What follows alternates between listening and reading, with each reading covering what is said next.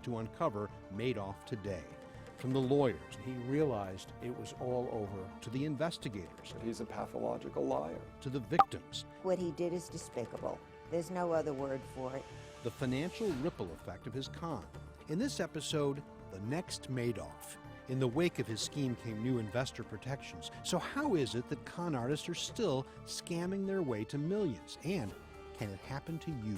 This is American Greed, Madoff, 10 years later. Welcome to our American Greed podcast special series, Madoff, 10 years later.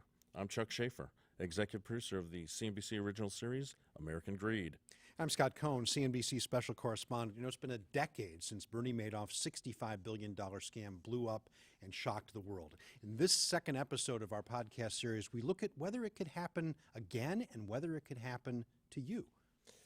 Well, I think the best way to try to get our arms around this is just a brief update on what he did and who he hurt and where we go from there. So there's victims of really all stripes. It was not just people who were retirees, not sophisticated necessarily. No, this was some very sophisticated investors who fell for this. And what Bernie Madoff did was essentially fabricate investment returns for potentially decades, depending on whom you believe.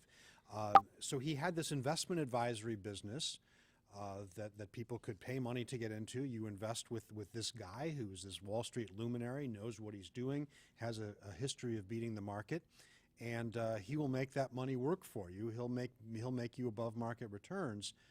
But everything was a charade. It turned out that he never executed a single trade, even though people were getting statements every month that said that they were having trades executed and they had these returns. So people had invested something like $17.5 billion with him. Their statement said that money had grown to $65 billion. Well, everything between 17 and 65 was a complete sham. So let's put it in like simpler terms. If I invested $10,000 with him and let it ride for 20 years, and it was $1 million or something along those lines, what would I be looking to get back when it all blew apart? Well, you'd be looking to get back what you thought you were going to get back, you mean? I thought I'd get $1 million. You thought That's you'd how get much $1 million. my account said. Right. But you invested $10,000 up front. What you're entitled to get back, essentially, is the $10,000. So that's where the big loss was. A lot of people got their principal investment back. In fact, most people got a big chunk of that back. But everything that you thought that you were getting as returns, that you were counting on for your retirement, for your kids' education, for whatever, that was really just fiction. You didn't have that. You thought you had that money, but you didn't have it. So people were looking for answers. They were looking for, who do I turn to? And who did they turn to? Well, they turned to the SEC. They turned to SIPC, the Securities Investor Protection Corporation. This was a registered broker-dealer that Madoff ran with this industry organization that supposedly insures these accounts. They were looking to FINRA, which is, again, the industry's self-regulatory arm, the Financial Industry Regulatory Association. All of these different agencies, some within the industry, some in the government, that were supposed to be regulating all of this, supposed to be looking at all this, supposed to catch a scam like this long before they did. Mm-hmm. Over the years, Madoff claimed he had contacts with the SEC and claimed he had a clean bill of health, things of that nature. What's the real story? Well, remember that Madoff was someone who was well known on Wall Street. He had helped develop all of these markets. He had a lot of juice in the industry. His niece, Shanna, married a regulator. He talked about that. He was at this regulatory roundtable in 2007 and talking about regulators and his view on them. I'm very close with the regulators, so I'm not trying to say that they can't, that what they do is bad. As a matter of fact, my niece just married one. But the issue is that they tend to look at the industry as if you're making a profit, there's something wrong, even though intellectually they know that shouldn't be. The SEC really did not catch so many signals over so many years. he was, in addition to his broker-dealer, the trading operation, the legitimate side of the business, he had this investment advisory business that at some point was supposed to be registered with the SEC. He resisted that, and when it came to a point where they needed to be registered, there was supposedly this SEC examination that would go on. And they did come in multiple times to talk to him, to look at the books, but they failed on so many levels. They didn't ask basic questions. They didn't ask where the securities are. There's something, and Ike Sorkin, his defense lawyer, talks about this, an outfit called the Depository Clearing Corporation, which is basically the outfit that clears trades. I don't understand why the SEC didn't pursue it.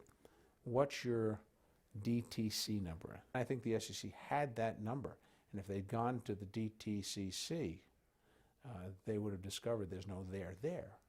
In other words, if his records reflected that he bought 100,000 shares of IBM, for example, and was going to allocate them to his investors, if they'd gone to the DTCC, they would have discovered there was no contraparty. There was nobody on the other side. It was a phony confirmation. So the SEC, by just asking for numbers based on that, should have been able to cross-check the trades, and they would have known right away that these trades never really happened. They didn't ask that. The other thing that the SEC, that was going on at the SEC, is that there was a man by the name of Harry Markopolos, who was called himself a fraud examiner, based in Boston, worked for hedge funds, and everybody wanted to know, how does Madoff constantly beat the market? How, is this for real? A lot of people suspected that what Madoff was doing, because he had this trading business and this investment advisory business, well, he must have been front-running. He knew what orders were going to come through the trading floor, so he could buy ahead of that in his investment advisory business. So if a stock was going to go up, he could buy it before it goes up and make more money. Everybody assumed that that was the case, but there never was any evidence of that. And since there were no actual trades, clearly he didn't do that. But so Harry Markopolos analyzes this, looks through it, and says to the SEC years before this fraud came to light, that this is a fraud. This can't be. For whatever reason, it can't be. The SEC didn't buy it. He and Markopolos, he testified in front of Congress, famously after the scandal broke. I gift wrapped and delivered the largest Ponzi scheme in history to them, and somehow they couldn't be bothered to conduct a thorough and proper investigation because they were too busy on matters of higher priority. If a $50 billion Ponzi scheme doesn't make the SEC's priority list, then I want to know who sets their priorities. And he wasn't that far off. I mean, he brought this to them multiple times. He brought it through the Boston regional office of the SEC, and at the time, the SEC was very compartmentalized. New York didn't want to hear from Boston. Washington didn't want to hear from New York. There were a lot of people, a lot of lawyers in that agency, as opposed to people who had experience in the industry. They weren't equipped. Madoff was a good talker. Madoff was well known on Wall Street. They just didn't bother to ask the questions that could have potentially brought this scheme to light a whole lot sooner and saved a lot of people a lot of money. The SEC didn't pay much attention to Markopolos, and now Madoff hates him. Madoff called him a moron. When I visited Madoff in prison in 2013, and he was talking about the various people who've kind of deconstructed this and maybe in some sense made a name for themselves out of it, but Markopolos clearly had a point. Madoff thinks that Markopolos just didn't understand it, maybe kind of stumbled into this, and in his words said he was a moron. Well, Madoff's in prison, Markopolos is still at work. So let me ask you about the egg on the face of all these federal regulators. Where did they go? What did they do? Did they accept responsibility? Did they, or what did they do to answer this charge? It took some time. Eventually they did. I mean, clearly Harry Markopolos going before Congress and testifying the way he did. And, you know, this is 2009. This is all fresh in everybody's minds, and everyone wants to know how this happened. And here's this guy saying, I told you so, and I've been telling you so for years. That was, at the SEC, a low point. And think about the SEC was created in the wake of the Great Depression for the express purpose of rooting out frauds like this one. And they failed, and they failed big time. So it shook that agency absolutely to the core. There was the Inspector General of the SEC, David Kotz, did a big report about decentralizing, about having people with more experience in the enforcement ranks, about cross-checking, about listening to whistleblowers. And in the time since, there have been a lot of changes. The enforcement ranks have grown. It's more professionals. It's people who know the markets. The whole office of the whistleblower, which was, to the extent it existed before Madoff, it clearly was toothless. They completely redid the office of the whistleblowers to the point where people can now report something that they see. They pay big bounties for whistleblowing, and people are walking away with millions of dollars for reporting crimes, reporting frauds, and so that has been changed. And they certainly have more tools than they did 10 years ago, and they're still wiping the egg off their face. So, Scott, we're talking 10 years down the line here, 10-year anniversary. And, of course, now that Ponzi scams and financial fraud has come out of favor, and we don't see these anymore. It's even hard. Right. It's even hard to make fun like that. Yeah. But are there these types of scams? Yes. I mean, we saw them continue after Madoff. I mean, within a few months, Madoff blew up in December. In February of 2009, we had the Alan Stanford scandal. Similar type of situation where it was a Ponzi scheme. They were certificates of deposit that were essentially charades in the same sort of way. The safest investment. Supposedly this is the safest investment. Oh, but by the way, it's an offshore bank. But Alan Stanford is someone who is a billionaire and has made all of this money, and we're going to bring you into this lap of luxury and make you feel like you're a smarter investor. And sure enough, Alan Stanford went away to prison as well. And a lot of people in that case, in contrast to Madoff, have gotten nothing back. So that was in the immediate time frame and kind of unfolding around the same time. It was the same financial crisis that undid Stanford. It was the same financial crisis that undid Madoff, undid Stanford, and a lot of other sort of what we started to call mini Madoffs after that. Yeah. Then it started to go away. The markets came back. It seemed like things were okay. We know there have been reforms. It didn't go away, did it? No. And I can tell you one thing, when you brought up a thing, mini Madoffs, when I would get pitched the story titles and things like that, they call him, he's a mini Madoff. And I was like, that has been retired. We're not going to call anybody a mini Madoff anymore because there are so many of them. Right. So Jay Clayton, the chairman of the SEC, told Bob Pisani on CNBC that scams rhyme. Scandals are never the same. They rhyme. I worry all the time about what the next scandal might be. And I can tell you that there are 4,600 people at the SEC that are, if they don't have it in the front of their mind, they certainly have Madoff in the back of their mind. And we continue to worry about whether there's something like that on the horizon. And I think that's a really good point to make. It's the same sort of psychology that got you a Bernie Madoff, that got you an Alan Stanford, where people want to make a little extra money. There's a gifted con artist who can make you think that you have an edge. They're giving you an edge. They're doing something for you. People can be manipulated. You folks out there, you can be manipulated. And if you think you can't be, then that's the first step to being manipulated. And as far as victims, in terms of I mean, we always look and see like older people. We see established people who are looking to retire, looking, as you said earlier, looking to fund a grandchild's education, things like that, so they can be remembered as a hero. It's got to be so completely deflating to them. Sure. I mean, imagine if anybody's been a victim of a crime or a break-in or something like that, and the violation that you feel.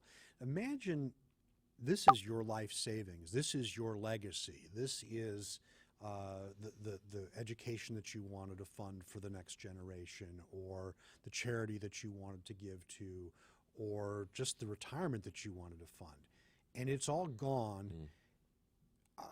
People have got to, they wonder what they could have done differently, what they could have caught. And those are the right questions to ask, as hard as that may be. And they also want to look at what failed, what regulatory system failed, what enforcement system failed. And there absolutely were huge failures in the Madoff scandal. To some degree, those have been addressed. But the thing that hasn't changed is our psychology. So, it seems like it's been a bit of a slow time for scandals, even though they still happen. We haven't heard of a Bernie Madoff, certainly a $65 billion scam. That's not happening, and that might not happen again soon. Something like it will. And the fact that the markets have been up and it hasn't been as hard to make money legitimately, that's when the scams are going on. So the fraudsters, the next Madoff, is making his or her money now. And when the market goes down and people want to get their money out, that's when the next scam will show up. But it's happening now. The funny thing that I've noticed with American Greed over the years is that when we first started the show, people would talk about the scam would involve double your money, triple your money. You can retire right now because of all this money you're going to get. Well, the scams that we're investigating now are ones that say, we'll get you 5%, we'll get you 10%. Not even 10%, we'll get you 5 to 7% on your money because interest rates are low in the safest type of investment. So people will take a chance and they will do that leap of faith, and it will ultimately lead to their downfall. And maybe, let's give ourselves a little bit of credit and give the regulators a little credit and all of this attention that this gets. Maybe people are at least smart enough to know that get rich quick, if it's too good to be true, it is. But they're still not asking enough questions, are they? I mean, so, all right, I can make a little bit above the market. That's good enough for me. Well, again, you still have to ask, how is that happening? Why is that person making me 5% when if I invest in a bank CD, I can get 2%? How is that happening? Where is that edge coming from? Even if it's just a little bit. And some of these scam artists, including Madoff, including Alan Stanford, it wasn't so much that they were making outlandish returns, because that certainly would have weeded out the sophisticated investors who said that's not possible. It's, I'm making just enough better. I'm making money. Maybe some years I lose a little bit of money, but I'm doing that much better. How are you doing it? You got to ask that question. You've got to ask the question. I think there's also a lot better outreach now. I've given speeches. I've met with AARP, FINRA. So I think there is an attempt made by the government, by agencies and things like that, to educate the public and get some common sense out there. There is. And the SEC has a whole investor education arm that they always did, but it's doing a lot more. And there are so many tools now available to individual investors if you are checking out a financial advisor. So you go to FINRA, Financial Industry Regulatory Association, FINRA.org, has their broker check function. So you can check a broker and see who he or she worked for, whether they have a disciplinary record. You can find these red flags. You can look through your state attorney general or your state securities division to check these people out. And people really need to do that. There's so much more at your fingertips now than there was even when American Greed was starting, or back when we first started looking into financial frauds so many years ago. There's a lot more that's available to you now. So that's good. But you also have to just in your head have that skepticism and ask those questions. And maybe sometimes be willing to settle for returns that aren't beating your buddy or whoever else, but that make you feel good. If it's keeping you up at night, am I going to still be able to make this kind of money? And how is this happening? And the things are crashing all around you, but my investment is doing well. If it gives you a little bit of pause, trust your instincts on that a little bit. But just bear in mind that Bernie Madoff, for everything that was extreme about him, and the numbers are insane, $65 billion or just $17 billion invested. I mean, billions and billions of dollars, and somebody who was a Wall Street luminary, registered broker-dealer. Okay, maybe that exact thing is not going to happen again, but that psychology that brought us Bernie Madoff is still there. that MO of a scamster is still there, and it's not going away. It's not, so you got to guard yourself. And I think we can learn a lot from the people who have been victimized by Bernie Madoffs and this and that nature. And that's exactly what we're going to do in our next podcast. Yeah, the Madoff victims got a lot of money back compared to other Ponzi schemes, but that only begins to tell the story. In our next episode, we're going to meet a couple of victims who tell very different stories about how this all worked and how the system worked, and what it tells us for the way Ponzi schemes like this will be dealt with in the future. I'm CNBC Special Correspondent Scott Cohn. I'm executive producer of American Greed on CNBC, Chuck Schaefer. We hope you'll join us for that and all of our American Greed podcasts, and hope you'll subscribe. Thanks for listening to the American Greed Podcast, presented by CNBC.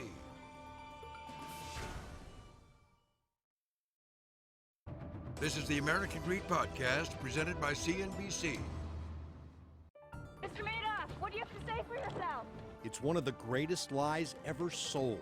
For the past decade, Bernie Madoff has been the personification of greed, locked away from the world as he serves a 150-year prison sentence.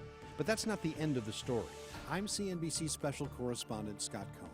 And I'm Chuck Schaefer, executive producer of the CNBC original series, American Greed. For 10 years, we've been investigating the Madoff scandal, piecing together the puzzle, speaking with the key players, including Madoff himself. In this special podcast series, we're going behind bars to uncover Madoff today. From the lawyers, He realized it was all over. to the investigators, He's a pathological liar. to the victims, What he did is despicable. There's no other word for it. the financial ripple effect of his con. In this episode, hunting Bernie's billions, with his victims' lives shattered, coping with financial loss, trauma, and tragedy, the 10-year effort to make them whole. This is American Greed, Madoff, 10 years later. Welcome to our American Greed podcast special series, Madoff 10 Years Later. I'm Chuck Schaefer, executive producer of American Greed. And I'm Scott Cohn, CNBC special correspondent. It's been a decade since Bernie Madoff's scandal blew up and shocked the world. And there's a story to tell about the victims. We're looking in this episode at hunting Bernie's billions. So, Scott, this is where Bernie Madoff finds himself in the fall of 2008. He's in the hot seat to the tune of $7 billion following the September crash. Right. I mean, this is where everything kind of comes home to roost. The financial markets are in crisis. We know about the fall of Lehman Brothers in September of that year. The U.S. economy is, and really the global economy is coming to a halt, and people want their money. They need to cover other losses and whatever. And the one place where they've made money, or so they thought, was in Bernie Madoff's fund. And so they want their money back, and he's hit in a very short period of time with $7 billion in redemptions. In other words, it's a run on the bank, essentially. But Bernie doesn't have that money. That money doesn't exist. And in terms of the victims, we're talking about, there's some bold-faced names. Yeah. There were charities involved. There were obviously individuals involved. How did that play itself out? Well, so the victims start to learn about this. The victims want to know what's happened to their money. And as you said, yeah, very bold-faced names. Elie Wiesel, the Wilpons, owners of the New York Mets, Kevin Bacon and Kira Sedgwick, I believe, were victimized by this.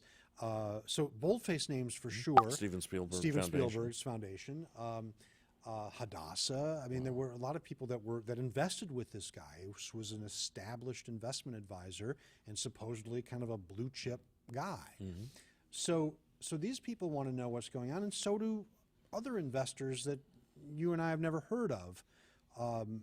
They had everything with this guy, or there were generations of families that had invested with Bernie Madoff.